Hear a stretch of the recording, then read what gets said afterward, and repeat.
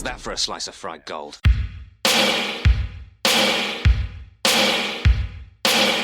think this is a fucking costume? This is a way of life. I'll be back. There's a fresh wound. I'm not gonna hurt you. I'm just gonna bash your brains. Take your sticking paws off me, you damn dirty ape! I'm sorry, Dave. I'm afraid I can't do that. It's alive! It's alive! It's alive! I guess everyone's entitled to one good scare, huh?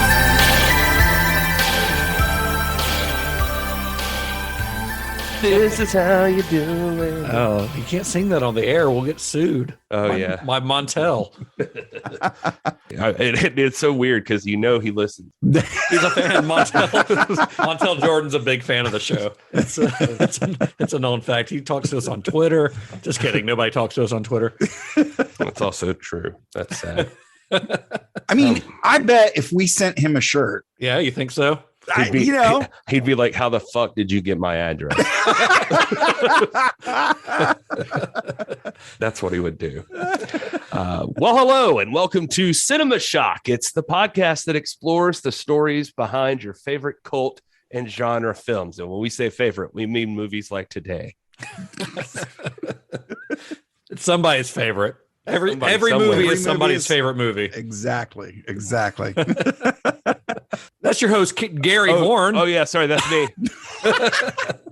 And I'm Justin Bishop, joined today by Mr. Todd A. Davis. Welcome to the show. Hey, everybody. The very special Todd A. Davis. Welcome to episode 7 of Sex and Violence, the films of Paul Verhoeven, the final episode in this series. We've been talking about this series since the beginning of June. Guys, this was the summer of Paul Verhoeven. Ooh. Heard of Hot Girl Summer. Lots of butts. There were a lot of hot girls in this series, honestly. I was trying to think of a clever thing to say for Verhoeven, like Hot Paul Summer or Hot Verhoeven Summer, or like, what's he known for? And I was like, Hot Rape Summer. Oh, no. Can't say that. I mean, he is known for it. I don't know if it's hot, but I mean, there's no way around that. It's just uncomfortable rape summer. comfortable rape summer. So what'd you do? So what'd you do during the summer? Wow. Todd's tickled by rape jokes, I guess. Inappropriate rape jokes. Are there any other kind? Other than inappropriate ones? Jokes where you're like, wow, that was an appropriately timed rape joke, Todd. Hey guys, guess what? Did you guys know that this week, as of this recording 3 days ago, marked the 1-year anniversary of Cinema Shock? Hey, whoa, cool. really? Yeah, Nice. September 3rd. It's easy for me to remember because it's my wife's birthday. The first episode was released on September 3rd, 2020. A great year of 2020, wasn't it? Oh yeah. We'll always look back and remember. We were the light in the darkness, fellas. That's right. September 3rd, 2020. So we are officially, as Cinema Shock, we are 1 year old. Yay. Which means Todd has been officially a co-host on this podcast for 1 year, minus a couple episodes where he forgot about us or whatever. But I think that means that we can officially upgrade Todd from special guest to actual co-host. It'd be Hey! He made it a year. And welcome, Todd. And thank you so much. If I could just say, I think I lasted a lot longer than people probably thought I would. Wow. And You're not known for lasting very long. And I didn't make nearly as many inappropriate jokes. It's true. Otherwise, we'd have to ask you to leave. Right. I made my fair share. Don't get me wrong. We probably edited some of them out, but some of them probably got through. We have to make those tough decisions during the editing phase sometimes. Listen, sometimes you're in the middle of the peanut butter and jelly sandwich, but sometimes you're the crust. And I have no idea what that means. I've been the crust a couple times. You get cut off. That's what happens. Yeah. Oh, yeah. I get it. Okay. Took me a second, but anyway, guys, you ready to get into this final episode, because I know yes. This is the episode that everyone, when we started Paul Verhoeven, they were like, I just can't wait for them to get to this episode. This is the one. This is the one we've been waiting for. Fuck RoboCop. Fuck Basic Instinct. We're all ready for some semi-transparent Kevin Bacon dong. That's what we're all here for. Dozens of people requested it. And here it is. So Paul Verhoeven, a little recap. Paul Verhoeven had just had a couple of back-to-back failures, movies that were failures both critically and commercially. Those were Showgirls and Starship Troopers. So his early Hollywood successes had given him a lot of clout, but you can only ride on the coattails of those successes for so long. Hollywood is, after all, a business first and foremost, and they want to make money. And after Showgirls and Starship Troopers, he was at risk of becoming an unbankable director, which is, he was going to director's jail. So for his next film, he made a deliberate decision to make a more kind of conventionally commercial blockbuster, something that would appeal more to the masses. And that film did end up being his biggest commercial success since Basic Instinct, but it also spelled the end of his career in Hollywood. That he'd been going on for a quarter of a century at this point. The film that we're talking about is, of course, the infamous Hollow Man. Morning, sir. Your team's in early today. Something special going on? Sorry, Ed. You know the rules. If we're gonna move forward, this is the next logical step. I'm ready for you.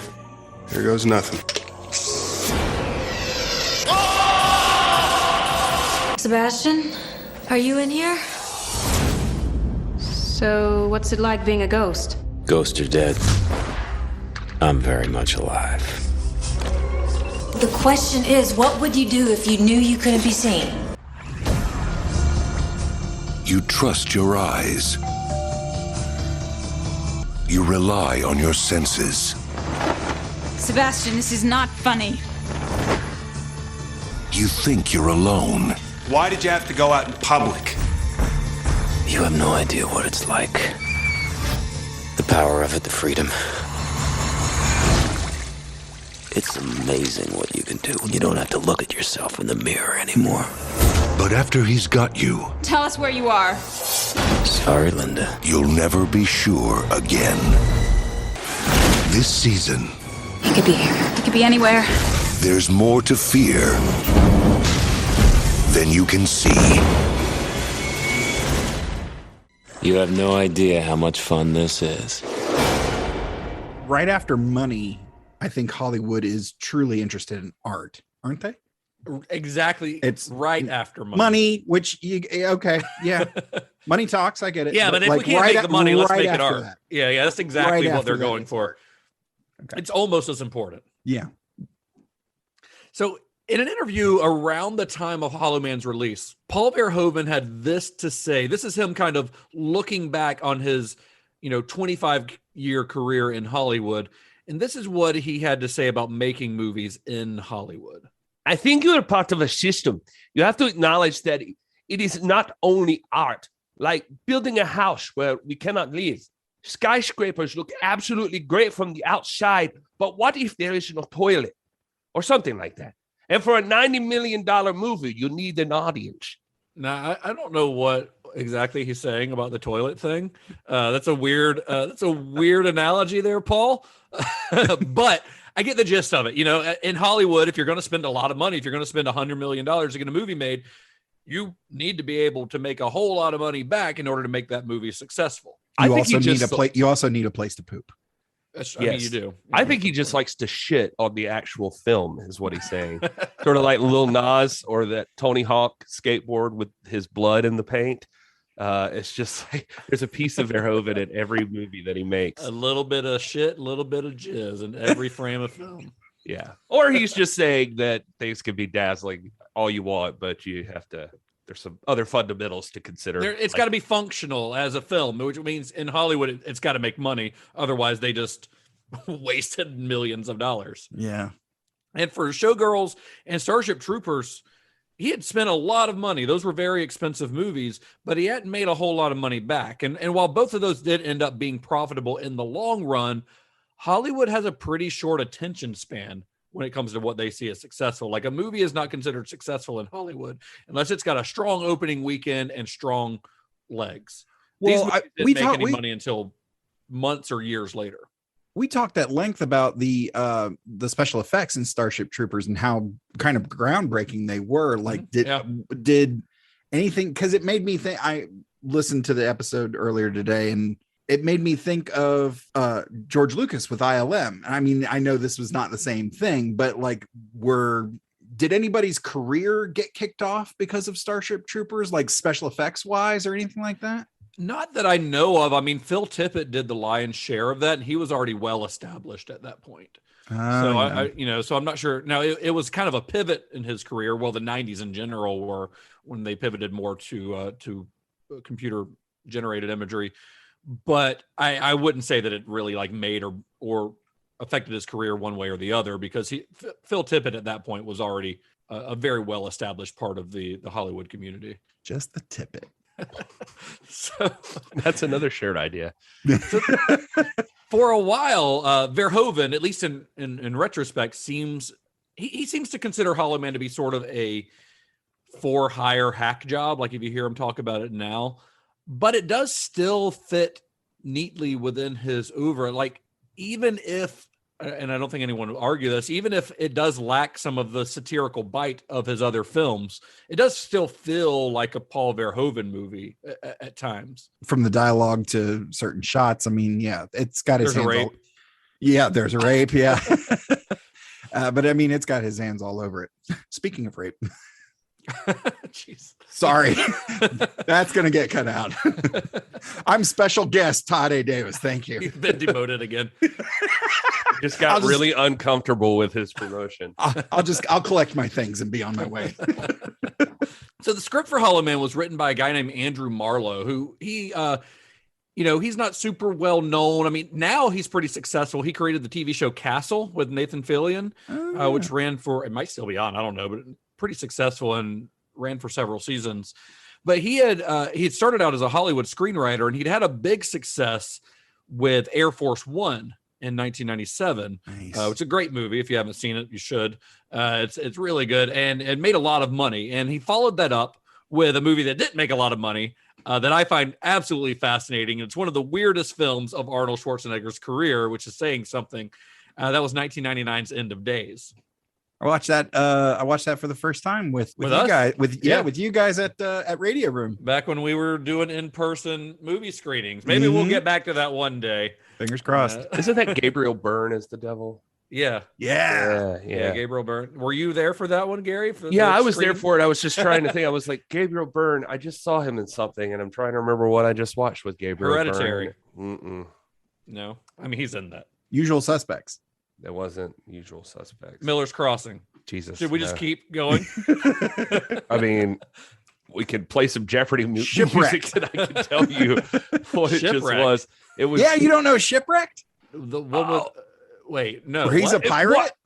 He's a pirate? It was Ghost Ship. That's what it was. I just was a pirate in that one too. I was close. Yeah, that triggered it in my brain. Byrne? It was Ghost Ship. I just watched Ghost Ship. You know who else is in that? Also, Carl Urban. And why did you watch Ghost Ship? The wife wanted to watch it, and I was like, "Well, I remember the cutting people in half scene, and I'd like to see." Everybody brings that up on lists and stuff, and so I've never seen that's it. Still like the best part of the movie. The movie's not bad; it's just not good. Somewhere in the middle. Yeah. It's in the middle of that peanut butter sandwich. The scene where everybody gets cut in half is still pretty wicked, though. Yeah, just like in 13 Ghosts, where the scene where the horse gets bisected is super rad, but the rest of the movie is sort of garbage. Right. Which was enough. I think those were both those like Sam Raimi Ghost House. Why are we talking about this? I don't know. What a way to send Paul Verhoeven off. Talking about Gabriel Byrne. Anyway, back to the script. There's not a lot to say about the script. That's the thing. Like, I wish I could tell you that there's a cool story about the development of the script, like we have with Joe Esterhaus or what's his name, Ed Neumeyer. Like, I wish there was a cool story about that. They had this script in them for years. I have no idea where this idea from Andrew Marlowe came from. He probably watched The Invisible Man or read H.G. Wells' The Invisible Man and thought he would update it for the new century, and change it just enough to where he didn't have to pay H.G. Wells' estate to adapt it. Because it's got a lot of similarities, but it's not an exact adaptation. It feels very like, oh, let's do a modern telling, and it feels very much that way. There's just not a cool story about how this script came to be or how Verhoeven got involved. I mean, for all intents and purposes, he was just kind of hired to do a job. Because here's the thing, like after Showgirls, he did kind of get put in director's jail, or he kind of referred to it as director's work release. Like he was still allowed to work, but he could only really get offered sci-fi projects or things that were sci-fi adjacent. So Hollow Man kind of fit the bill. But it's work. Hey, it's work. And and it makes sense that like a guy like Verhoeven would be approached for a script like this. I mean, I could see reading this script and thinking like Paul Verhoeven would do a good job with it. Absolutely. Because he's like, well, I mean, not yet, but nowadays every other one of those sci-fi movies has been on point for the film itself. So actors who were considered for the main role of Dr. Sebastian Cain, who's the scientist who becomes invisible in this, actors included Robert Downey Jr., Guy Pearce, and Edward Norton. Downey Jr. was actually cast for a while, and something happened, scheduling didn't work out or something, but it was actually announced that he was going to star in it for a while. But Verhoeven did ultimately choose Kevin Bacon because the director felt that Bacon had this great ability to be both charming and diabolical. But also because of his willingness apparently to undergo pain. He's down for anything. I mean, like physical pain, or like just a very difficult shoot. Like he was willing to go through some very uncomfortable stuff. So the way Kevin Bacon to this day says this was like his most difficult shoot he's ever done. Oh, dude, watching the like behind the scenes on this on the Blu-ray, it's like he doesn't complain a lot on that. But those kind of packages that they put together as like a behind the scenes, but it's really just a promo for the film. There's no warts and all at all. It's all the good stuff. And Kevin Bacon, even on that, he's like, why did I do this? But the diary that he wrote about this, which I'll post a link to. He wrote a diary. It was, I think, originally an Entertainment Weekly or something, like a 2-part thing that he kept a diary through the whole shoot. And it's like, it sounded like he was going through hell. I mean, he is complaining the whole time about everything. It was rough, but we'll get into some details on that in a minute. Nice. But back when he was first being approached, Verhoeven and Bacon, they had a meeting, like a lunch meeting. This is March 1999. And Kevin Bacon's goal for this meeting was simple. He wanted the job, and he wanted to know what Verhoeven's vision for the character was. Verhoeven's agenda was a little bit different. He apparently spent about 5 minutes talking about the character and then spent the next 55 minutes talking about the suffering that the role would entail. And he wanted to know if Kevin Bacon could handle it. Verhoeven basically explained to Bacon, he's like, this shoot is going to be technically very arduous. It's going to be very uncomfortable. Because they're going to attempt special effects that have never been done before. But Kevin Bacon, who had, he'd braved the Whitewater Rapids on the River Wild, where he has to he's wearing like a wetsuit under it the whole time. He'd been suspended in zero gravity in Apollo 13. I don't know if you guys remember how they did those scenes in Apollo 13 where they took the airplane up and then dipped it to where they're actually floating in the air. Yeah. He's like, yeah, man, I've done some wild shit in my career already. I can handle this. He handled the truth and A Few Good Men. Yeah. He got an arrow put through his neck in Friday the 13th. That's commitment. Fought giant worms for reals. He got a coin put through his head in X-Men First Class. Well, that had not happened yet. That had not happened yet. I was trying to go along with the thing. You could have. My next one would have been he whipped his dick out for Wild Things. Yeah, that had just happened.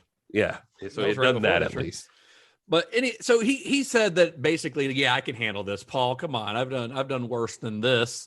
But he honestly did not know what he was getting into or what he was signing up for when he said that. And we'll get more into that in a minute. But you got to hand it to Verhoeven a little bit for at least putting it on Front Street. And it sounds like he's kind of done that with a couple different projects, at least like Showgirls and some other things of like, hey, just so you know, here's what you're signing up for. And Yeah. I feel like that might even be more than you would get on most Hollywood productions. Yeah, I mean, we talked about that a lot in Basic Instinct, where he was very open about, hey, this is what's happening. There's going to be a lot of nudity. You're going to do what I say. If you're not comfortable with that, you need to walk away. So he seems to be very upfront with his actors on what's expected of them. Yeah, it's a good way to go. Yeah, I mean, it's better than just springing it on them, you know? For sure. So nearly $50 million of the film's $95 million budget was reserved for special effects work. That's over half the budget on this is just for special effects, with about 2/3 of the effects being done by Sony Pictures Imageworks, and then the remainder being done by Tippett Studio, Phil Tippett's company. As usual with Verhoeven's films, the effects were state of the art. So he had originally thought, when he signed up for this, he's like, this is going to be easy. Hollow Man's going to be simple. Most of the difficult effects, or he thought the actual shoot, I should say, the shoot itself, the physical shoot was going to be simple. Because he's like, most of the difficult effects work will just be in post-production. Just like the bugs on Starship Troopers, the Invisible Man effects would just be digitally added later. And it was actually, at first, it was assumed that Kevin Bacon wouldn't have to be on set, except for the 30% of the time when his character is actually visible, and the rest of it would just be like voice work. But Verhoeven soon realized that without Bacon on set to interact both physically and psychologically with the other actors, the scenes would kind of end up looking stiff and inorganic and unconvincing, and they just were not going to live up to Verhoeven's expectations. So the decision was made to have Kevin Bacon on the set at all times, even in scenes where his character would later be made to be invisible. Like, they still wanted him there. Yeah, fully nude. Yeah, entirely nude the whole time.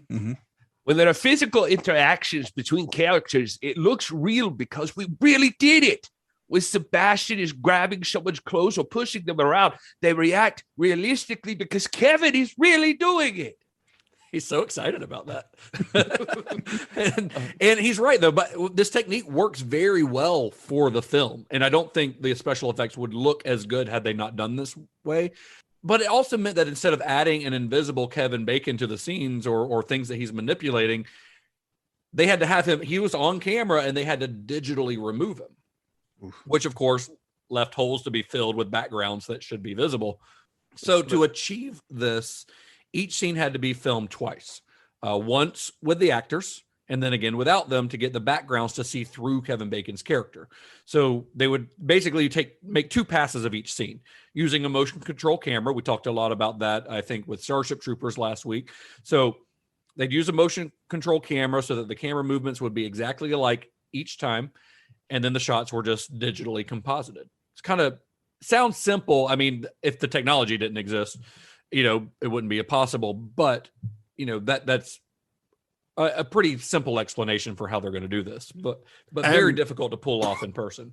But the end product actually looks pretty good. It's pretty seamless. Fucking great. Yeah. It's outstanding. Oh, they nailed it. And Kevin Bacon, he actually says in one of those interviews where he's just like, yeah, you read this role and you think I'm not going to have to do that much, really. And he's like, no, he's like, I think I've actually doubled less on this movie than any movie I've ever been on in my life. Yeah. So this is where we kind of get back to Verhoeven's comments to Bacon about how difficult the part was going to be.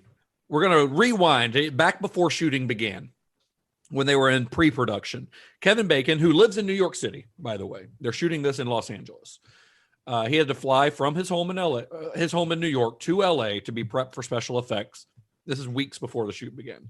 So in that diary that I mentioned that he kept during the filming of Hollow Man, he says that he received a fax memo that said 1999, fax memos were still a thing. Yeah. He said that he'd be needed for this is a quote, a full body casting, head casting, feet and arm casting, teeth casting, and then dinner with Paul. And then the next day's schedule, that's like on a Wednesday, right? Then on Thursday, the next day's schedule said that he was expected to be nude for a full body cyber scan. And he's like, what the fuck is that? What the fuck is a full body cyber scan? So what that is pretty much exactly what it sounds like. It required Kevin Bacon to stand perfectly still, completely nude, while every inch of his body is scanned into a computer by lasers. I mean, incredibly detailed, down to the thickness of his fingernails, to how his mouth would look when he smiled. Like they've got him doing all these different poses and different facial features. Like they're scanning every possible movement of Kevin Bacon's body into a computer. Man, and then they used all this information to create a digital clone, basically a 3-dimensional model in the computer of the actor. Just called Kevin Bacon's consciousness will be transferred to it. Yeah, the Lawnmower Man style. Yeah, when he dies, like he'll go there. And they did actually run across a small problem when they were doing the scan. So the scanner, they told Kevin Bacon, they're like, the scanner won't pick up any dark areas on you. So they had to put a white bald cap over him because his hair wouldn't be picked up by the scanners, and they had to paint his eyebrows white. So they would scan him without an issue. So they started scanning, and they got to a certain part with, and they're like, the computer can't get enough information from you on this. And this happened to be while the scanner was looking straight up at Bacon from below. I call it the taint cam. I was gonna ask, but I was like, I've already been demoted once today. So the camera's below him. The lasers are below him, trying to scan his taint. They got to get all that information in there. And it's so dark there. That's exactly what it was. His pubes were too dark for the computer to scan them, so they had to paint his pubes white. Perfect. in order to get. I mean, hey, that's show business, baby. Yeah. The paint Bacon could have shaved. People could have shaved and stuff. He could have. Yeah. That honestly would have been probably, I don't know what kind of paint they used, I guess. Or just done a bunch of poses where like his legs like up in the air. Just I love for the viewers at home, you can't see Todd actually trying to do the poses. Yeah, he's doing yoga over here. But you see, the reason they're going to all this trouble, though, is because Verhoeven wanted Bacon's presence in the film to be obvious, despite the character's invisibility. So this involved, in the movie, in the final film, this involved Sebastian being really creepily outlined in various substances like smoke and water and blood, almost give it like a ghost-like quality, I think.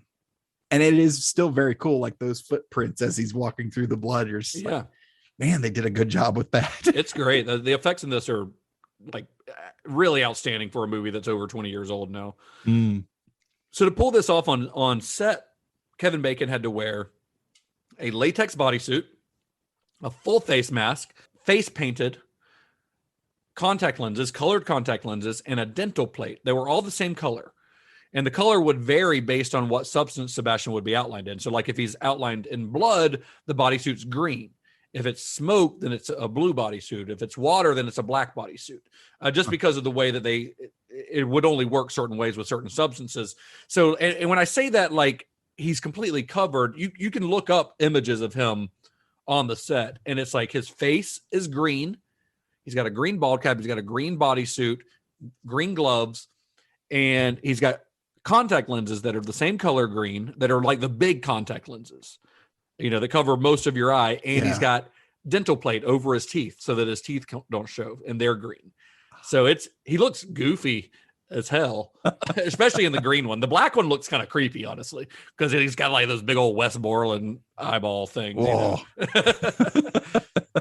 He looks like the thing from Insidious almost, or something. Yeah, it's really weird. But hey, that's how they had to do it to pull it off. So he's very uncomfortable physically, but it does give the actors a chance they've got somebody to work off of, So they've got him dressed up on set like this. And then visual supervisor Craig Hayes, who we discussed last week on Starship Troopers, he worked on RoboCop as well. He was the head of the visual department on this, the visual effects supervisor. So he would replace Kevin Bacon with that digital clone so that we would see, for example, pool water or raindrops form an outline around him. So they're taking Kevin Bacon out of it digitally and replacing him with the digital clone.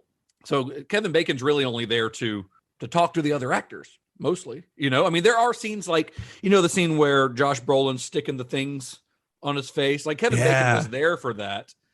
And then they erased him digitally. And then, of course, when you see them just floating there, they're computer generated. But it works really well. I think it looked really good. I hadn't seen this since theaters, and special effects wise, man, it's a pretty incredible feat. I mean, Yeah, for it's the pretty time, awesome. like what they're doing here is kind of unheard of. But this isn't it. I mean, we're not done. Verhoeven had yet more to demand of his FX crew. See, when when Sebastian disappeared, he wanted him to not disappear all at once, but in stages. He wanted the skin to go first, followed by the muscles, the lung, the heart, the skeleton, gradually disappearing. A little prior to filming Hollow Man, Verhoeven's daughter Helen, who's an artist, she had recently visited this place called the Musea della Specola. It's an anatomy museum in Florence, Italy. It's a natural history museum. History dates back to like the 1700s. And it was there that she saw this collection of anatomical waxes, which is something that museum is particularly known for.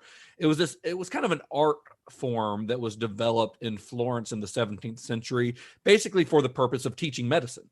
They had to recreate these perfectly anatomically correct bodies where you can see, they're basically wax replicas of human corpses with their internal organs visible. This is like how they taught surgery and things like that, or with these wax figures. And they became famous because of their like incredible detail.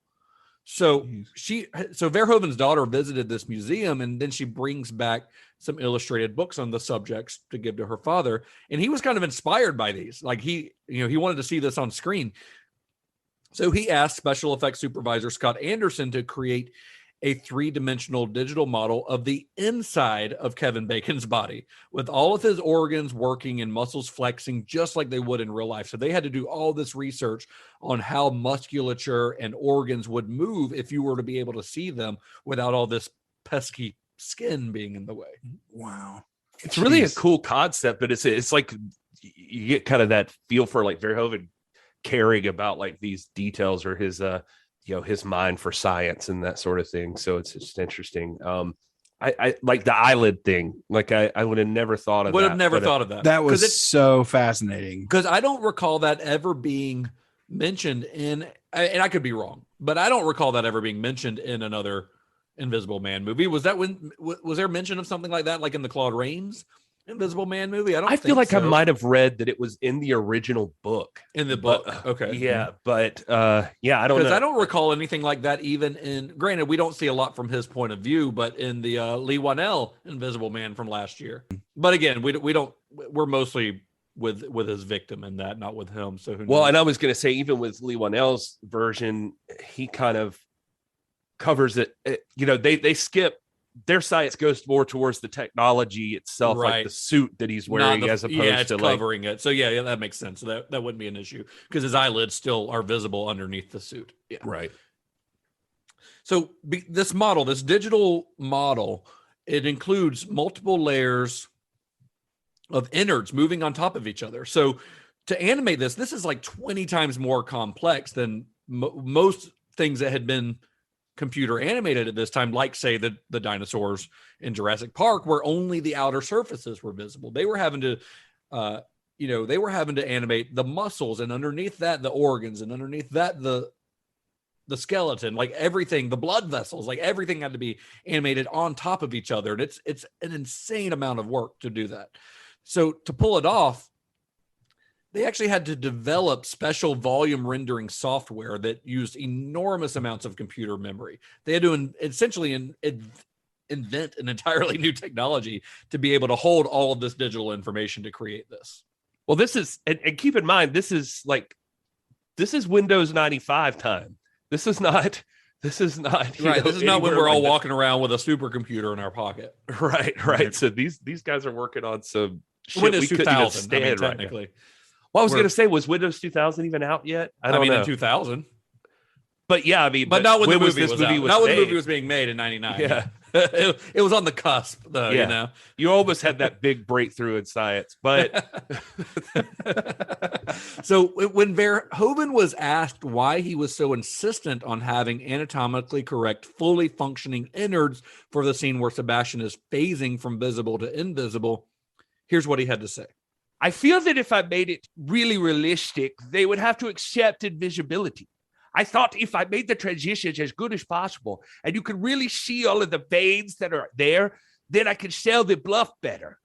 Yeah. So what do you, I mean, I like that. I like that thinking. He's like, if I make this realistic, like make the science feel like it could exist, then people are going to believe that a man can become invisible. Yeah. You know? And even if you're cynical of like, oh, it's digital. Well, these digital effects look great, but it's digital.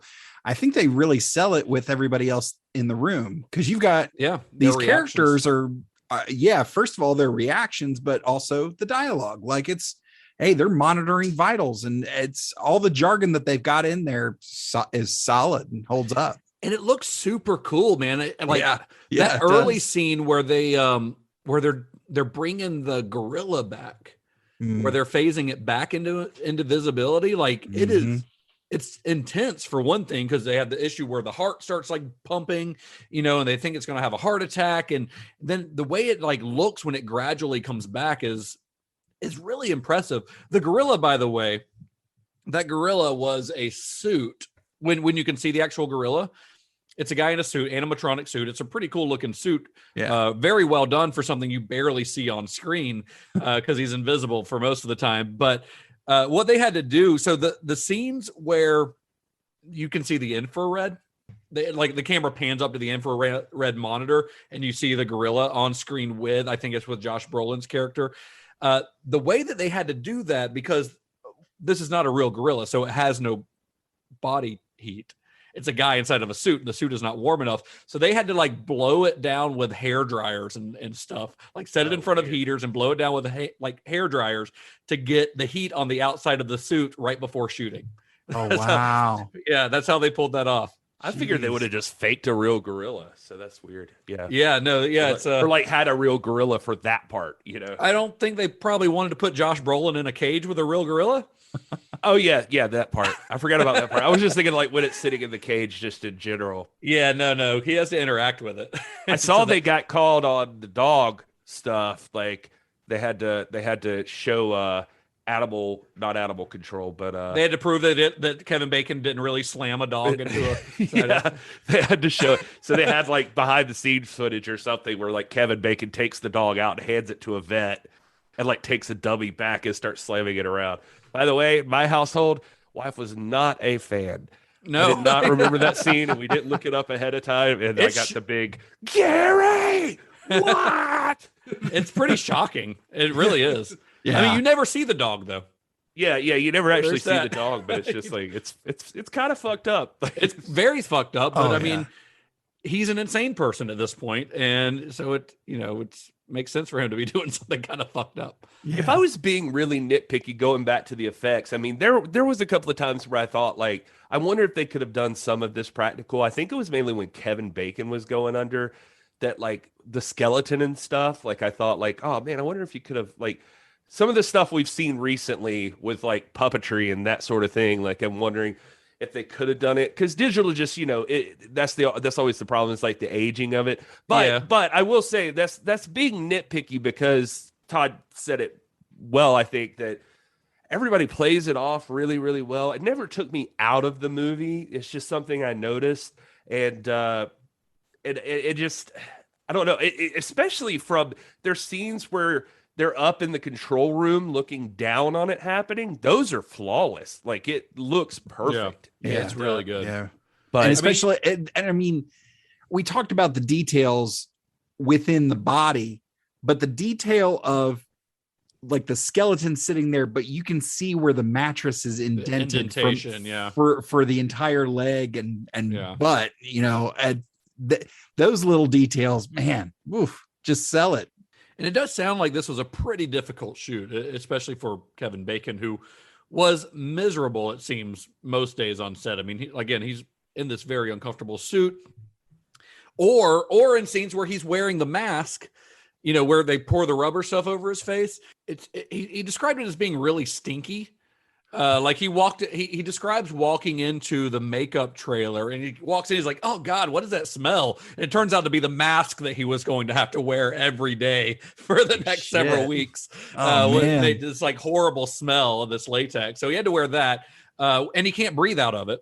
He can't breathe because the nose holes, they don't cut out. You notice Elizabeth Shue cuts out the eyes and the mouth, but she doesn't cut out the nostril. So in those scenes, And it seems like I even saw somebody, maybe on Letterboxd or somewhere in a review, they were remarking about the attention to detail that Verhoeven had in having Kevin Bacon talk like he was a little stuffed up in those scenes because his nose is clogged. No, Kevin Bacon was unable to breathe out of his nose in those scenes. It wasn't like Paul Verhoeven going, this would be a great detail. No, Kevin Bacon did sound stuffed up because that's actually what he sounded like. And that sucks because I've been dealing with allergies really bad this season. And it's allergies, not COVID, as far as I know. But when I was in St. Louis, it wasn't happening. And every time right as soon as I got off the plane here in South Carolina, it picked back up that I've been having to use Afrin and shit to clear my nose. Anyway, when your nose gets stuffed up, God help me. I just want to throw myself out a window. It just sucks. I can't even imagine. Well, anyway, on top of all of that, he got paid millions of dollars for it. Yeah, and Kevin Bacon's a dickhead. So no, he seems kind of nice. He seems like a nice guy. Just kidding. It just feels like one of those things. Remember on Doug Loves Movies? Doug would always say and as always, Willem Dafoe is a shithead. And it was just because it's one of those things you never think nobody's ever said before. It's just yeah, Kevin Bacon just seems like he seems like a cool guy. I don't know. Yeah, he's been married to what's her name, Keira Sedgwick, for 30 years. Closer? Yeah, yes, the closer. Yes. But yeah, anyway, he's miserable the whole time. Pretty positive right there. He's either wearing this stinky rubber suit or a full bodysuit with these uncomfortable contact lenses. But he is doing this all while being 3,000 miles from his wife and kids for 6 months. Which he did not want to do, and he didn't normally do shoots that long for that reason. He's also trying to make an album with his band, the Bacon Brothers. Do you know Kevin Bacon's in a band? I did. They performed here in Greenville, South Carolina. They sure have. Yep, they have. Him and his brother. They're fine. They're not bad. It's kind of bluesy stuff. They're fun. But yeah, they were in the middle of recording an album, so he had to put that on hold. I don't know if tour on hold. I don't know if you read the whole diary, but I didn't get to read it all. But didn't his kid get sick at some point in there too, or something like that? I don't recall that, but that might have been part of it. I did read the whole thing, but I don't remember that. So to make matters worse, a few weeks into the shoot, Elizabeth Shue, who we haven't really mentioned much of the rest of the cast, but she plays Linda McKay, who is what I would consider the film's hero. She tore her Achilles tendon. She did this during a lunch break on set. She was doing some gymnastics. I guess she was a gymnast for decades. Since she was a kid, she was a gymnast. So she would do this for I guess, exercise, her daily exercise. And she tore her Achilles tendon, and it caused the entire production to shut down for 6 weeks. So now what was supposed to be a 6-month shoot, where Kevin Bacon's having to be away from his wife for 6 months, has now turned into an 8-month shoot. Yeah, it's because they had to shut down for almost 2 full months. Damn. But they got it done. They made the movie. They finished it. They finished all the special effects and everything. And then when the film was released at the end of the summer of the year 2000, it received almost entirely negative reviews from critics. So all of this hard work, all of this heartache from Kevin Bacon, Elizabeth Shue going to the hospital, Kevin Bacon having to wear a stinky mask and not seeing his wife for 8 months. And then everyone fucking hated the movie. That's the thing, man. That's the thing. That's why I don't like to shit on movies too much, even when they're bad. I mean, I will acknowledge a movie that's bad, but it's man, a lot of people worked really hard on this, and this is not entirely their fault. Yeah. This is anything that we'll get into our thoughts, I think, on this movie. But despite what you say about this movie, Kevin Bacon's good in it. The special effects I think the whole cast is good, and everyone's good in it. The special effects are groundbreaking. And I mean, just outstanding. Even to this day, 21 years later, I think they're incredible. So this was people's lives for 8 months, and they worked very hard to make something good, and it didn't turn out good. At least to a lot of people. I actually don't hate this movie, but a lot of people did when it came out, and it got shit on a lot. So that brings me to our weekly question, Gary. Are people still shitting on this movie here in the modern era, in the 21st century? What are people's thoughts on the internet of Hollow Man? Well, as you can imagine, whether or not they've seen the movie, people have an opinion. No, it's I was trying to think of a clever pun, honestly, with invisibility. I'm the only one that comments on a movie without having seen it. So. You're the only one? Yeah. That's my role. Yeah. Well, as always, Somebody needs a nap.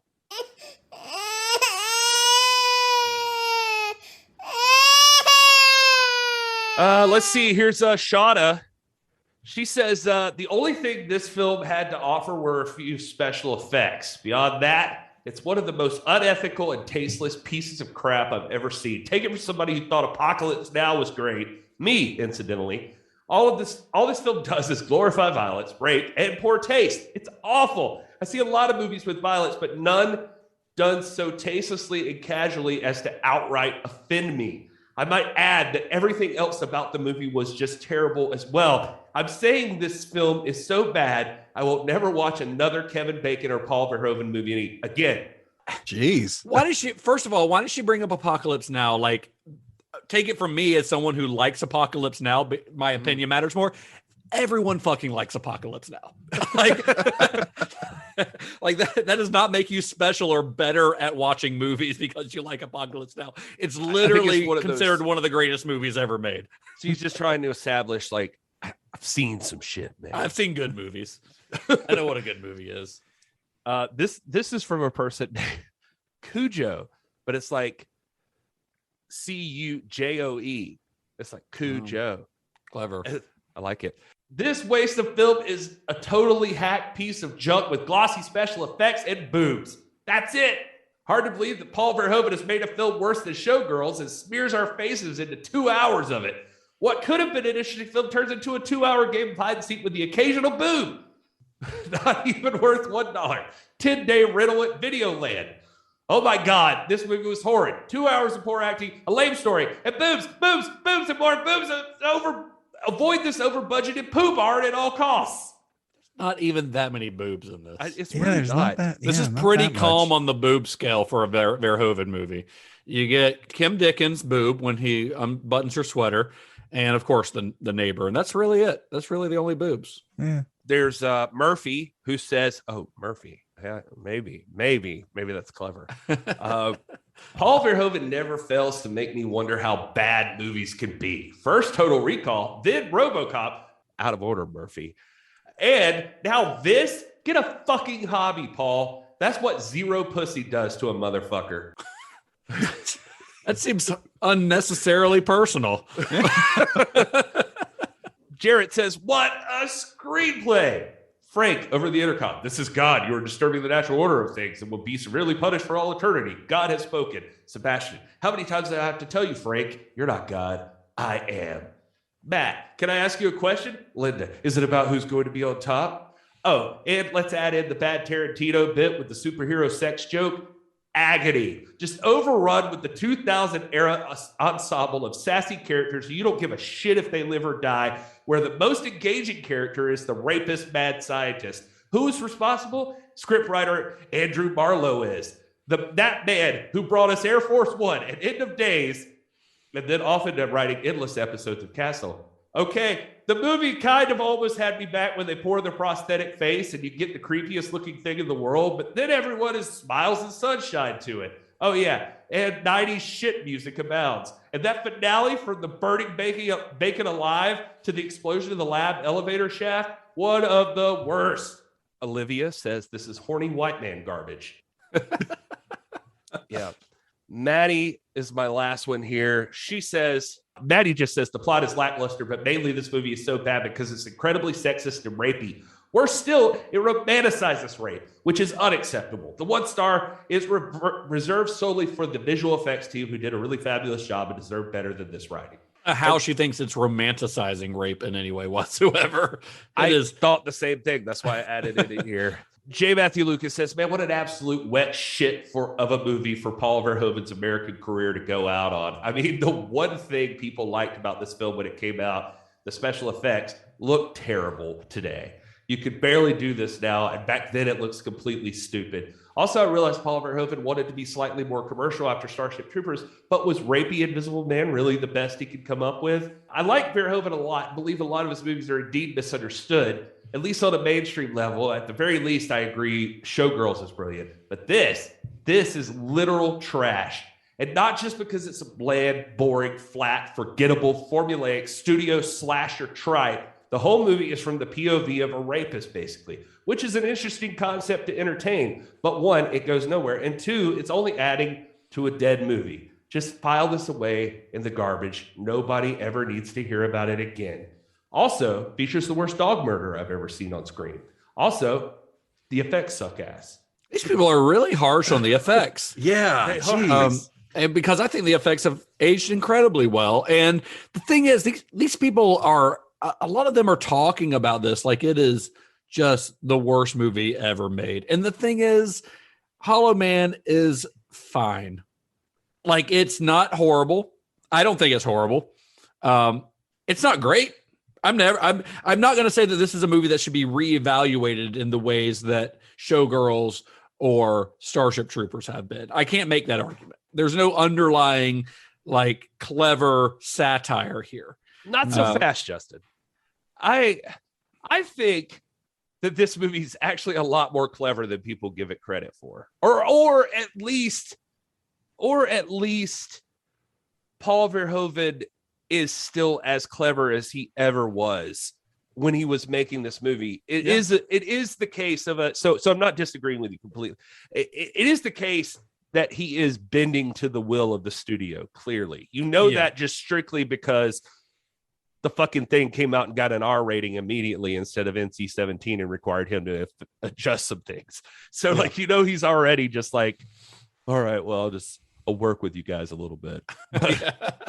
But I think that there are things in this movie that reevaluate. Like, these people are shitting all over this movie, and sure, the dialogue is not like some brilliant piece of writing, but at the same time, this is also a movie that's kind of playing up the Invisible Man. So it's kind of doing this 50s sci-fi thing, like, I think in a way. So I think he's not trying to write like brilliant dialogue, but I do think he's attempting to slip some stuff in there that, people aren't giving him credit for. Like, I found an interview with him it was in some production notes I found. And he talks about Plato in the freaking thing. Yeah. He references like T.S. Eliot, the Hollow Men poem, and he references Plato. And an exact quote from me says, he goes, he, talking about Plato, said an invisible person would become intoxicated with power and abuse it simply because he could get away with it. He would steal and he would enter homes and rape and kill at will. Plato suggested there is no universal moral code inside us that leads us to being good and just. I think I think he wanted to play with that. Yeah. I think prophetic is his treatment of Kevin Bacon's character in general, be it like a Silicon Valley guy who's just like overrun with power and ethics are out the window, and that he's going to do whatever it takes to make this thing happen.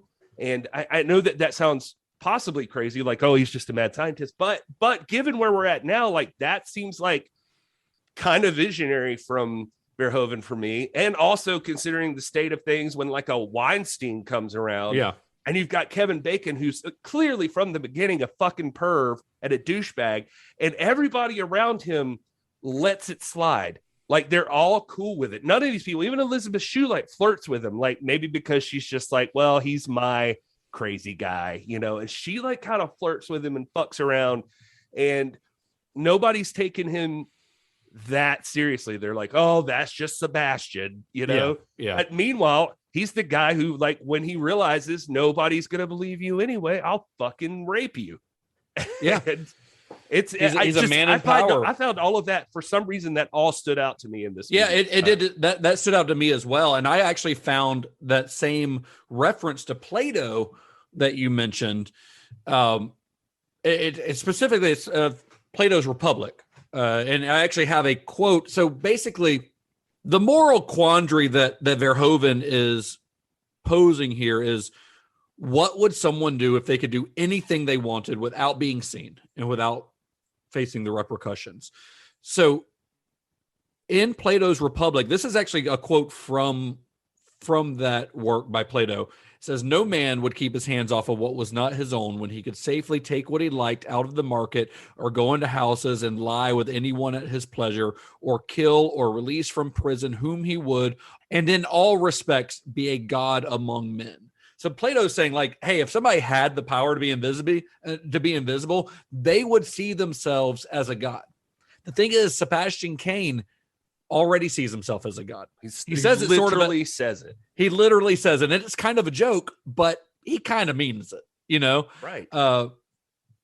In Plato's writing, the moral quandary is whether a good man would be corrupted by such powers, because no one is inherently 100% good. In Hollow Man, Sebastian starts off as an asshole and only gets worse. Like, Sebastian Cain is this ego-driven alpha male. He drives a Porsche. He spies on his neighbor. He has little regard for his animal test subjects. He just throws them away like trash. He's not a good dude to begin with, but becoming invisible allows him to get away with all the other things that he might want to do, but is unable to do before. Just like before he sneaks into his neighbor's apartment, he says, who's going to know? You know, like he's not a good dude. No. And it feels that way all around the movie. Like, I don't think it's a mistake that he had, like, literally the only person. I mean, I guess you could kind of give it to Josh Brolin, but the main person with a moral compass is like the zoologist or whatever. Like, it's her. Like, she's the only person who seems to have like some kind of ethics about her. These other people just like play around. It's exactly how you'd imagine the Harvey Weinstein things happens. You know, like, this guy's a genius and he has a lot of power and a lot of money. He does what he wants to do. And yeah, he's kind of a creeper, but you know, he's harmless. Like, but he's also a genius, and you know, like, it's just his way. You know, you just got to deal with it. And it's just like, and that's how Sebastian comes across. And then the second that he realizes he's invisible, consequences are no longer an issue, he immediately jumps right into rips over the zoologist's shirt and fills her up. And like, he's just, and I know that people have a hard time with that part of it, which I get it, but I think that that's for the exact reason that so many people are pissed off about the rapey stuff in their reviews. I think that that's the thing Verhoeven knows, like, really triggers people quickly. Yeah. And he's not doing it just to be like, just to get a rise out of people, to be like controversial. He's doing it because it's a major part of who that character is, and he's trying to say something with it. Yeah. I mean, the guy is a creeper from the beginning. He's already voyeuristic, like peeking over at his neighbor and stuff. So this is not like a new thing that just pops up once he becomes invisible, which some reviews tended to act like. No, the guy's already tried to check her out and watch her get naked already. He's the movie does weird. Pose the idea that the serum does increase aggression, which I do think the movie shows, but it's increasing aggression in a guy who's already a bad dude.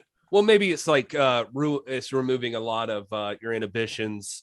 But he gets really violent, so that's part of it too. You know, this guy is Red Skull, not Steve Rogers. Yeah. He gets the formula, and it just enhanced what was already there. Yes. So despite the poor reviews on the film, it did end up debuting at the top spot of the box office its opening weekend, and eventually went on to gross over $190 million worldwide, which made it Verhoeven's biggest commercial hit in nearly a decade. And it did get its own direct-to-video sequel in 2006, which has Christian Slater in it, but is pretty non-related, it seems like. But despite the film's success, Verhoeven didn't feel artistically fulfilled by it. Here's what he had to say. I decided after Hollow Man, this is a movie, the first movie that I had made, I thought I should not have made. It made money and this and that, but it really is not me anymore. I think many other people could have done that. I don't think many people would have made RoboCop that way or Starship Troopers, but Hollow Man, I thought there might have been 20 directors in Hollywood who could have done that. I felt depressed with myself after 2002. Yeah, and in a later interview from around 2012, I think it was, he's like, I can defend Showgirls. I can't do that with Hollow Man. Like, he just kind of dismisses it. And I personally think that he's kind of selling himself short. Hollow Man, I'm not going to pretend that it starts to compare with his previous work in Hollywood. This movie is not on the level of RoboCop or Starship Troopers or even Total Recall. But I do think Verhoeven brings something to the table, despite what he says, that other directors might not have. And that is namely a healthy bit of perversion and a kind of mean streak that I don't think a lot of other directors would have had the balls to put in there. Something like the rape scene, which is the most probably infamous scene in the film. It's not just done there to be exploitative. Yes, I mean, it's one in a long line of rapes to appear in Verhoeven's movies. But at least this time we don't actually see the assault. We don't see it, which it wasn't necessarily restraint on Verhoeven's part. He thought it would look silly to see a woman being raped by an invisible person, which he's right. It probably would. And while it is, it is a mean kind of nasty turn of events, it does fall in line with the themes of the film and specifically with Kevin Bacon's character, I think. But he's the invisible man. And in that joke, the invisible man gets raped by Superman. Is he really telling us he hopes he gets raped as well? I don't know how to answer that question without it being the wrong answer. No, I'm with you, man. I think Verhoeven is selling himself short. Look, I don't think this is Verhoeven's best movie by any stretch of the imagination, but especially if you want to talk about sci-fi movies, if this is your fourth best out of RoboCop and Total Recall and Starship Troopers, I mean, still come the fuck on. Like, this is pretty. You're okay. Yeah. So throughout the movie, the audience is asked to identify with Sebastian. Like, he is ostensibly, or he's our main character. I would say he's our hero. He's our main character. The camera will often sort of adopt his point of view, which kind of tempts us as the viewers to be voyeurs along with him. You're watching the movie and you kind of start to wonder, what would we do if we had that power? Holloman leads you by the hand and takes you with Sebastian into teasing behavior, naughty behavior, and then really bad and ultimately evil behavior. At what point to abandon him? I'm thinking when he rapes the woman, that would probably be the moment that people decide, this is not my type of hero, though I must say that a lot of viewers follow him further than you would expect. Yeah. And that rape scene was shot a couple different ways. In one version, we see the terrified woman screaming as she's being raped, but test audiences found the scene to be too painful to watch and felt that it alienated them too soon from Sebastian's character. So Verhoeven actually trimmed it down, although he preferred the original version, which saw what he saw as a, quote, stronger and harsher version of the character. And it was a scene that was ultimately more relevant to Sebastian Cain as the character has been established in the movie.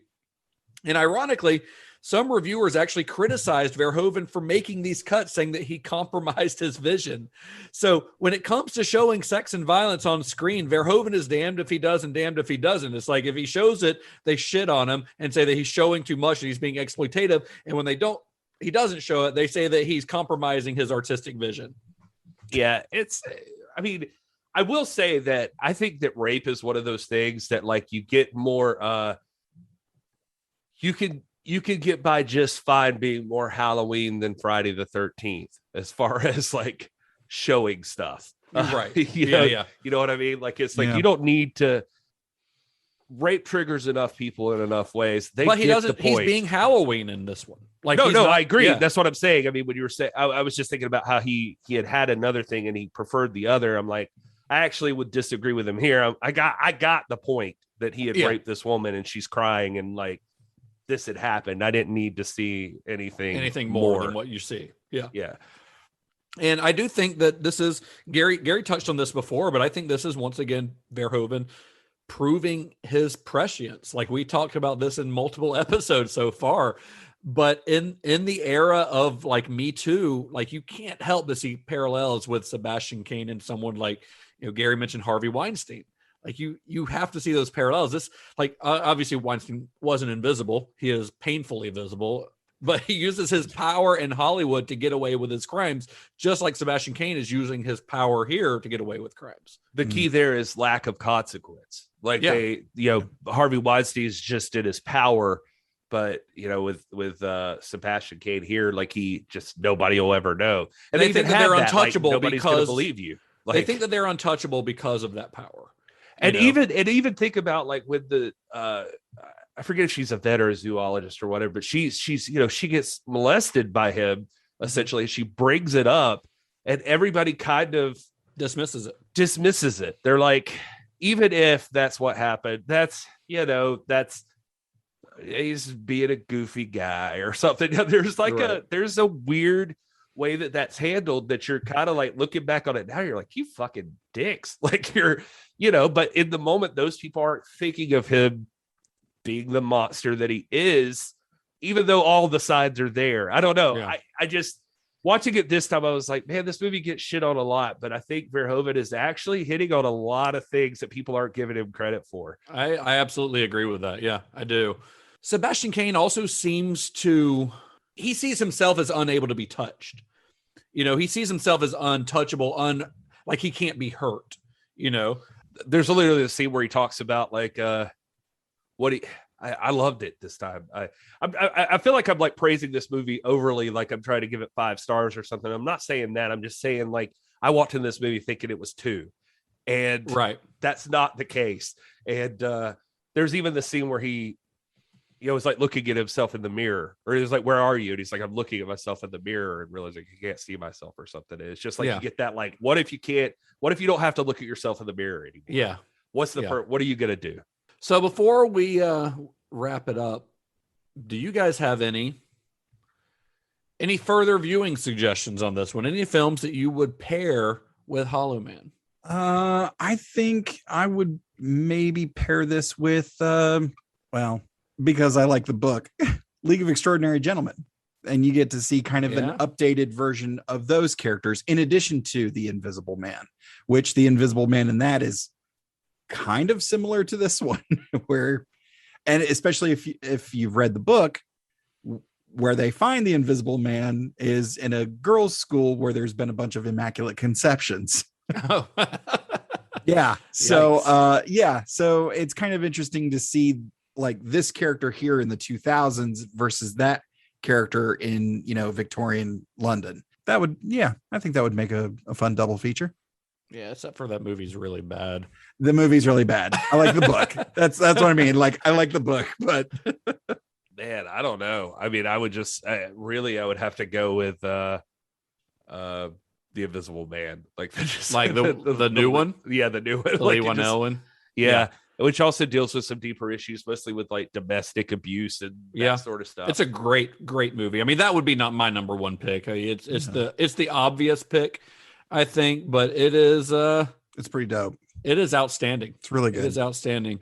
I mean, you could always, of course, watch the original Claude Rains Invisible Man, or the Invisible Man Returns, or the Invisible Agent, or any of those other ones, or you could just watch Abbott and Costello meet the Invisible Man and watch the best one of all. Nice. But that was really uncomfortable when he rapes Abbott. And while Costello watches, it's really odd. It's very disturbing. It's fun. It's not as good as their first. What was their first one? Where they meet Frankenstein, I think, is the first one. That one's like the best, but because that's got Frankenstein and the Wolfman and Dracula. Mm-hmm. It's tough because this movie at its core is one of those it is a standard mad scientist movie, and he's trying to update it. And his fatal flaw here is probably that he just didn't lean into it because that's not dissimilar to what he did with like Basic Instinct, was him updating the film noir with and Showgirls was him updating the Busby Berkeley musical, and even Starship Troopers is granted the thing he references most is Triumph of the Will, but still he is referencing old movies in all of his movies, honestly. Oh yeah, I saw him mention in a couple of interviews, just like with Basic Instinct, he had mentioned like was it Vertigo, I think, or something, and and in this one he had mentioned Rear Window by Hitchcock. Yeah, he's a big Hitchcock guy. Yeah, he should be. I think he mentioned De Palma, Body Double, and he just like he liked Body Double. Oh really? He liked the stalker aspect of it. Yeah, that movie's great. Yeah, and by the way, this movie does. I mean, it gives you a little sneak peek into what it would be like if you let Verhoeven loose on a horror movie and it's not totally bad. Like he had like the last act of the movie is a slasher. The last act is absolutely a slasher movie. The last half an hour of this movie is a straight up slasher movie, and it's a pretty good one. It's a pretty good slasher movie. I mean, the movie loses some steam in the middle. I think it's really, the first act is really good.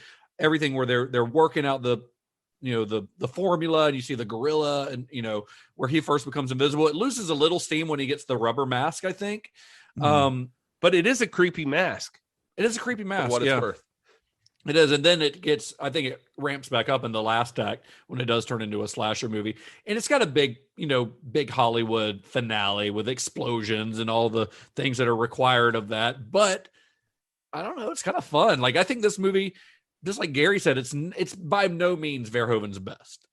It is probably the worst that we've talked about. Although I would probably watch this over Flesh and Blood. I'd rewatch this over that. I was literally going to say the same thing. At the end of the day, I would go with this. Yeah. This is low on the list, but he's still really good. Now, one thing this kind of feels like to me, and I felt this watching it, especially the stuff where the body transformation, like the where you can see the muscles and all that, it feels a little bit like Cronenberg light. It feels like something Cronenberg could do, but Cronenberg would probably do it a little bit better, because it made me think of Seth Brundle in The Fly. The way that he, after his transformation, becomes a literal monster. That's what we should have mentioned. We could have mentioned that one. Well, I mean, I am mentioning it right now. Okay. The biggest difference is we're still recording. Seth Brundle starts off as a good dude, and then becomes a bad dude. Although he doesn't ever really become consciously bad. He's sort of a tragic monster, but Kevin Bacon starts off as an asshole and just becomes a bigger asshole. Not Kevin Bacon himself. He seems genuinely nice. Sebastian Cain, I should say. Yeah. I don't want to shit on the good reputation of Kevin Bacon. That's the thing with those reviews. Like, some of them acted like it was the syrup that just drove him crazy, or I don't know. Like, they really establish up top that he's not a great dude. He's a very overconfident man. He's a dick. He's a dick, and he's pervy, and he's crazy. And it's like, okay, now the chains are off too, and he's just like, all right, whatever I want to do, I can do, and he becomes shitty. And there's a whole philosophical discussion to go into on that Plato thing, about what creates your morals and what. Yeah, somebody can write their thesis on that. You can quote us on it if you want. Sure. But if you want to write your thesis on Plato's Republic and Hollow Man, please do. Please do. And please send us a link. Nice. When you do. Please thank us in your graduation and all that. Is that something people do? Do people have graduation speeches? Are college graduations like the Oscars?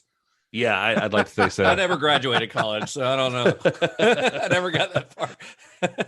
At the end of the day, all I'm saying is stop acting like Hollow Man is the worst fucking movie you've ever seen, because it most certainly is not. It's not even that bad. It's not even a bad movie. Yeah, I wouldn't even say it's a bad movie. I wouldn't call it a bad movie. It's a pretty decent movie. And it's just like Paul Verhoeven is solid. Like, he is good in everything he's done that I've seen. So I mean, props to him too. It's kind of sad that he's one of those guys that's gonna, I don't know. I feel like he left at least American cinema feeling kind of dejected and like he didn't succeed. Well, I feel like he mostly felt like, I don't think that he felt like he didn't succeed. I think he felt like Hollywood had changed to a point where he no longer fit in it. Where Hollywood had gotten so politically correct and so like focused on the business aspect of it over the artistic aspect of it, that a guy like him, who has a very specific vision of what he wants his movies to be, and what sometimes, which includes some problematic and controversial content, that he no longer had a place in Hollywood. I think that's really what he felt like. Because after this movie, I mean, it would be another 6 years until he stepped behind the camera again. So, because after his experience on Hollow Man, he retreated back to the Netherlands. It was there that he reteamed with the Soldier of Orange. Remember the war movie he made back in like the 70s? The guy who wrote that, his name was Gerard Soderman.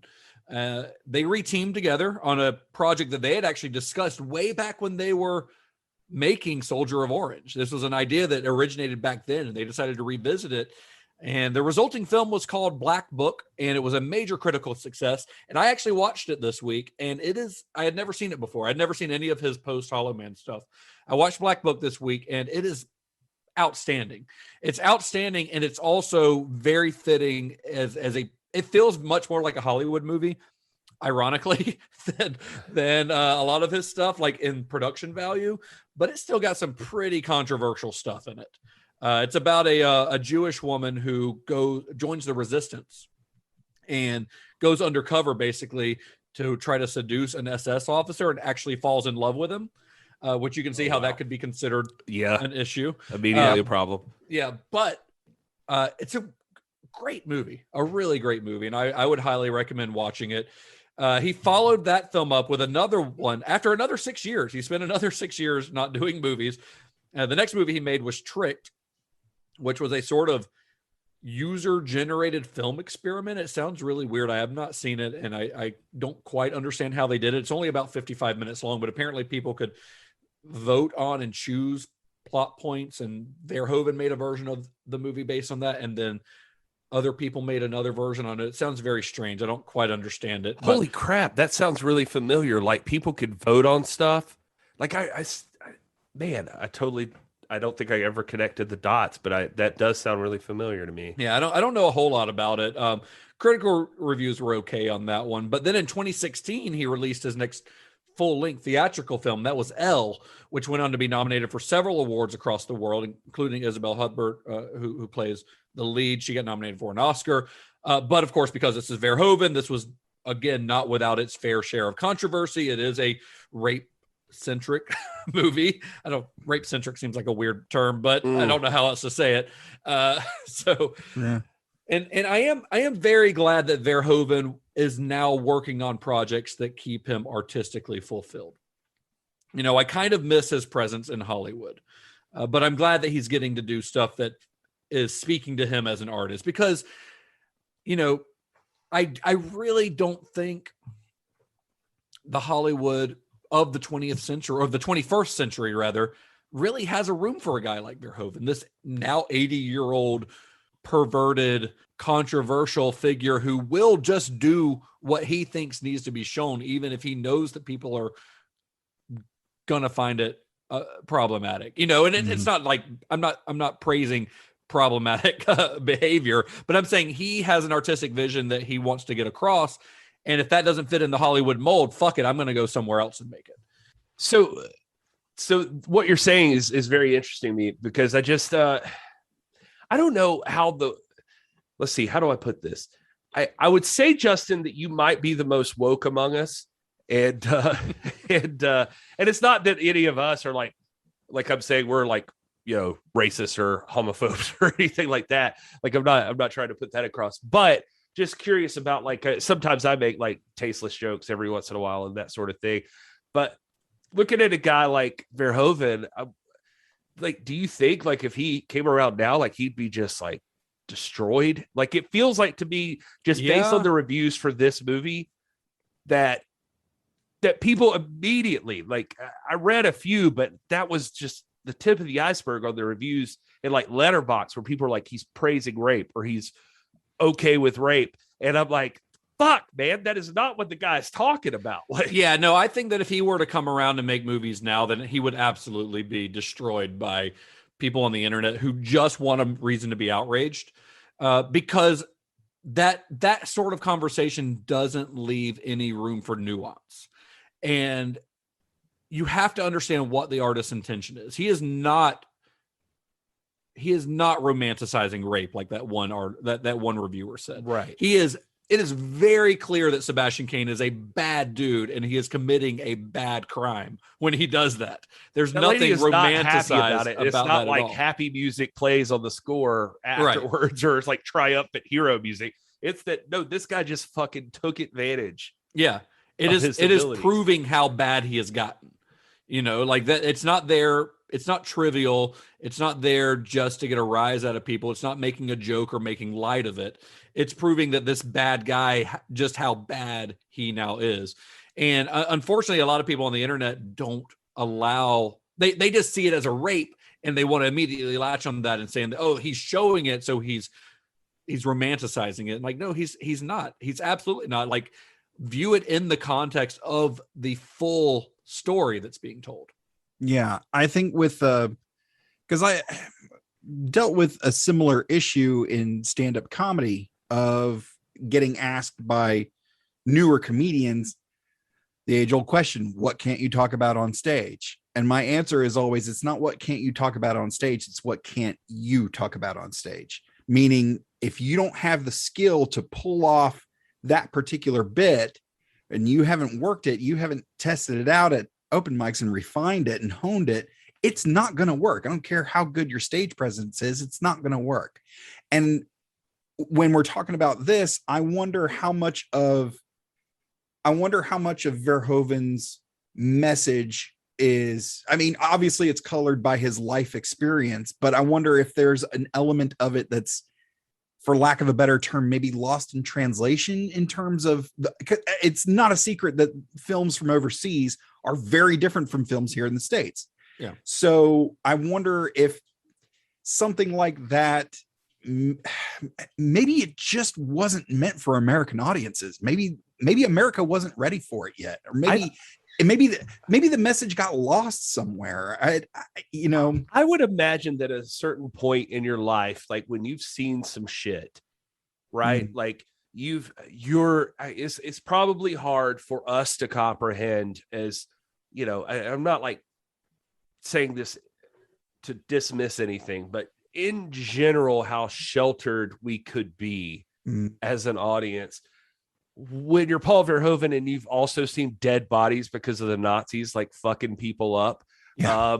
At a certain point, like somewhere in there, something probably clicked and he's just like, now nothing's off limits. I will talk about whatever I feel like talking about. Yeah. Like I've seen everything that there is to see. I've seen the darkest side of man, like, so you're just like, I don't know if that sounds dismissive, but it's just like, you're just like, fuck it. I'll say whatever I feel like saying, and I'll discuss whatever topic I feel like talking about and take it or leave it.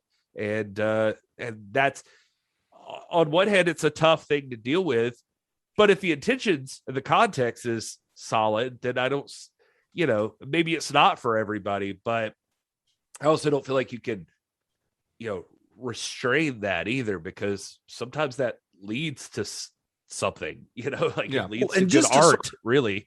Right. And just to sort of cap off what the point I was making and what Gary elaborated on, I think, maybe we don't get it, but maybe also, flip side of the coin, maybe another part of comedy, you got to know your audience. You got to be able to read the room. And maybe he didn't do that as well as he thought he did, or maybe in with the writer, maybe the writer didn't. I think he uses, you can analyze this stuff all day long, but he uses rape a lot. Like Justin brought that up earlier, and he does use it a lot. So I could see how like somebody could take that and like run with it and be like, it's one thing. I also think that there's a part of me that feels like Verhoeven just sees that as like, that's the ultimate darkness. So when I need to show you that somebody's a shit, like a piece of shit, like that's as worse as it gets. Like he's not like praising it. He's just saying like, this is the bottom of the barrel. I mean, when it happens in Showgirls, it is the worst scene in that movie to watch. It is the hardest scene in that movie to watch by far. It is showing just how dark this showbiz life is, just how dark everything's under the glittery surface. Like he is not trying to make it seem like it's cool or like fun or good in any way whatsoever. Nobody's ever happy after it. That's the thing. I'm like, what? I just don't get it why people think he's romanticizing it. There's never a point in any of these movies where it sees her as close as he gets, by the way, is probably in Flesh and Blood. And, Flesh and Blood, it's a little that was, he hits a gray area there, Yeah. which maybe he learned from or something, because he never really goes back to exactly that.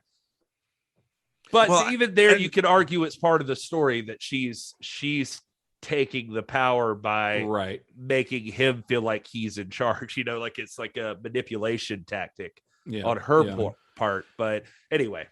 But I mean, Verhoeven is he is totally unlike anyone else making movies these days. I mean, we live in an era where most action movies are carefully hedged PG-13 effects extravaganzas, often attached to some existing intellectual property. And yeah, there are directors who can get across their personal vision doing that. Someone like a James Gunn can do that, but very few people can navigate that world and still make it seem like their movie.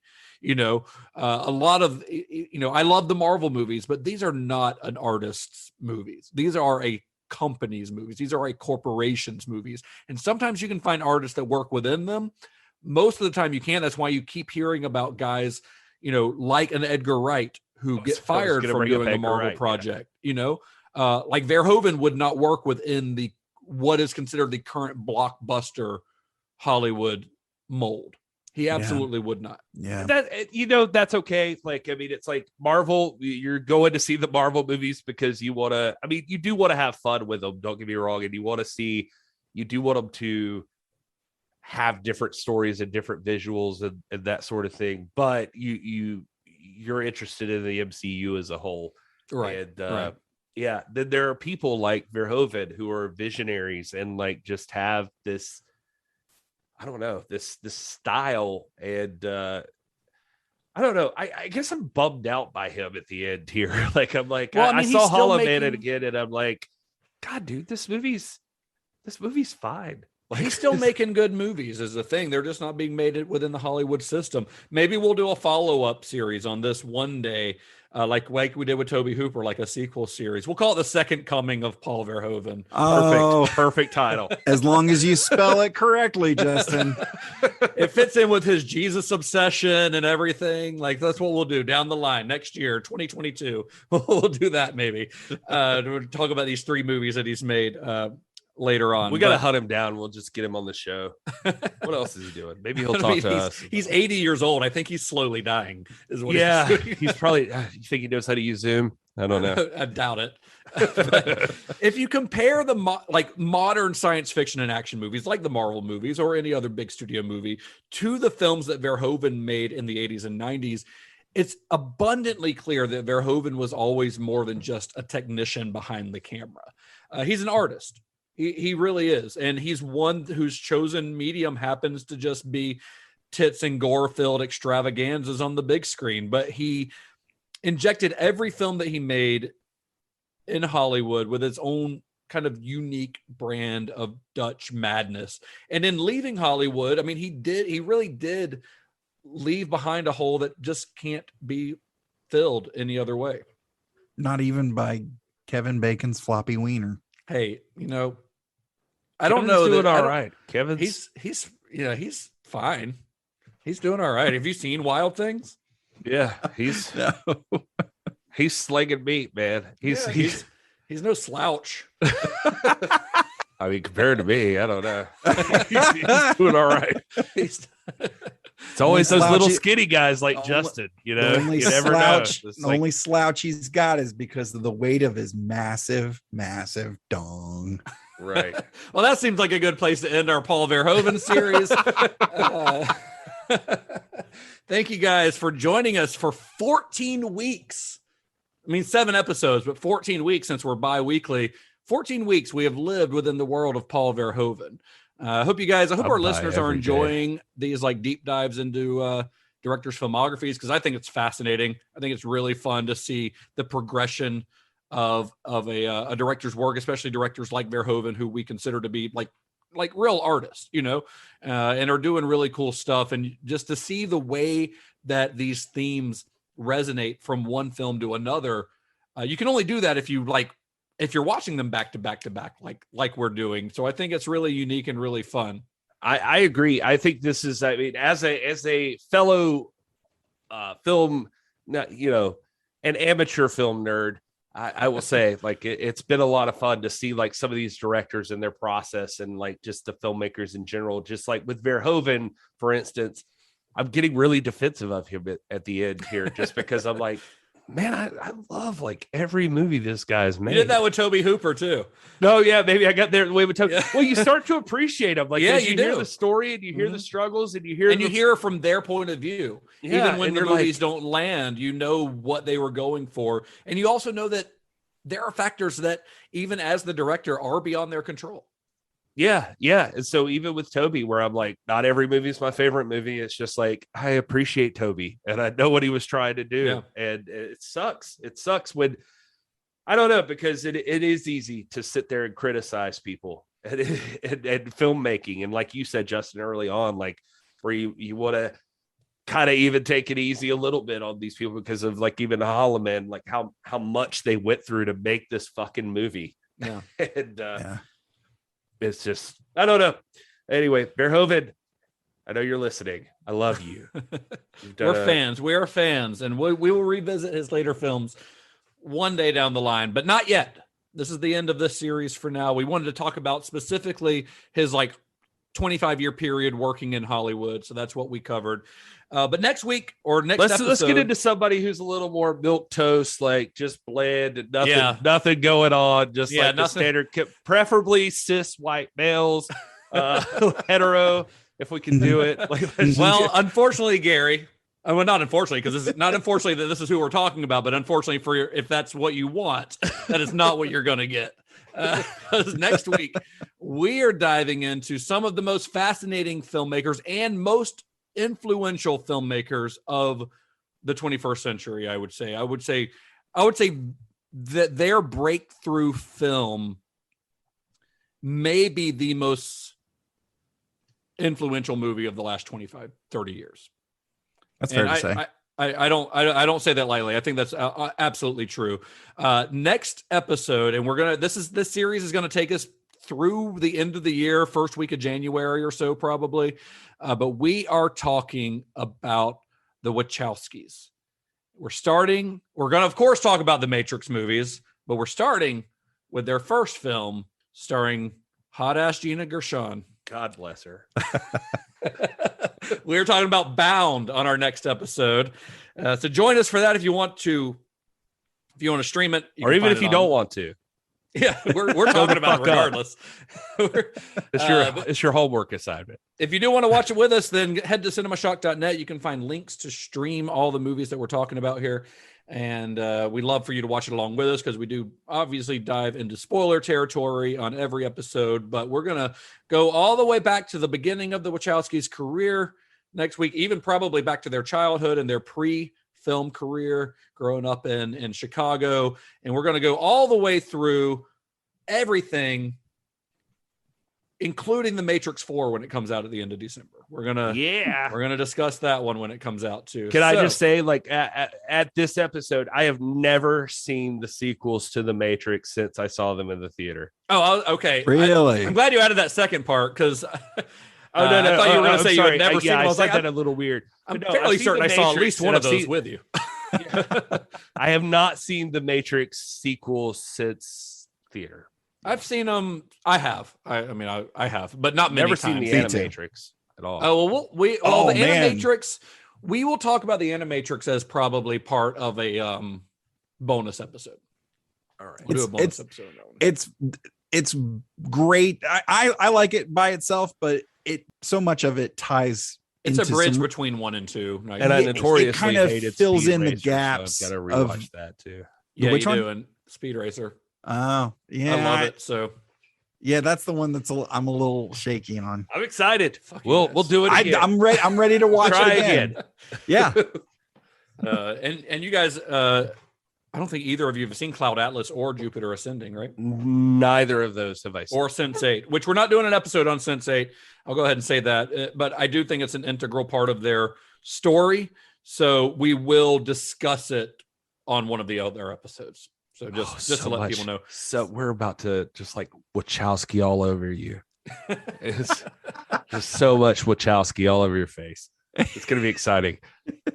Well, join us next week for that. And head to cinemashock.net. Again, you can find links to where you can stream all the movies that we talk about. You can find links to buy our merch, to all of our episodes, bonus episodes, everything you want to know. All of our series, you can find all the episodes linked together. So if you've got a friend who's a fan of Paul Verhoeven, go to cinemashock.net. You can send them the entire Paul Verhoeven series on a webpage so that they can just access those episodes conveniently. Justin, you've been working magic. Yeah, man. It's a good website. We have a good website. Where can you be found on the internet, fellas? Go ahead, Gary. I'm at This Is Gary Horn on all of the social medias. You can find me. I'm at Mr. Todd A. Davis on all of the socials. And if you like Star Trek, you can come check out my podcast, the Computer Resume podcast, where we discuss the entire Star Trek franchise in chronological order for fans new and old. And you can also hit that up at Computer Resume on all the socials. And also watch Gary's or listen to Gary's wrestling bullshit on This Is Pro Wrestling at TIPW show. Or just go to the NWA's official YouTube channel. You'll see his ass all over that thing. Yeah, I'm all over the partying with Ric Flair this weekend. Billy Corgan. Yeah, I'm an assistant producer. I got film cred. I could start an IMDb. Yeah, you should. You absolutely should. And I am Justin_Bishop. I do not have any film cred, but other than this podcast, I do have opinions. And in the 2021, isn't that what really matters? That's very matters. White guys with beards and opinions. That's what matters. That's actually, we're changing the name of the podcast. You can find us at cinema_shock on Twitter and Instagram. I've kind of slacked on the Instagram this week because I've been overwhelmed with other stuff, but usually it's pretty cool. Yeah, you do good work. We gotta organize that a little bit. Yeah. But you need help. Yeah, we're also on Facebook. Need help, but it would be good of us to help you more. Okay, thank you. And you can also find us on Facebook and on Discord. You can find that link on our website too. Join us there. Until next week, may the wings of liberty never lose a feather. And be excellent to each other. God has spoken, and Johnny has the keys. Hate it. That's so dumb. It's not. It's getting. We've been doing this this for one. a year. This one was bad for quotes, man. Like I was scrolling through the quotes, and I was like, oh, none of these are gonna work. That catchphrase is a year old. I know. Yeah, that's his. He owns it now.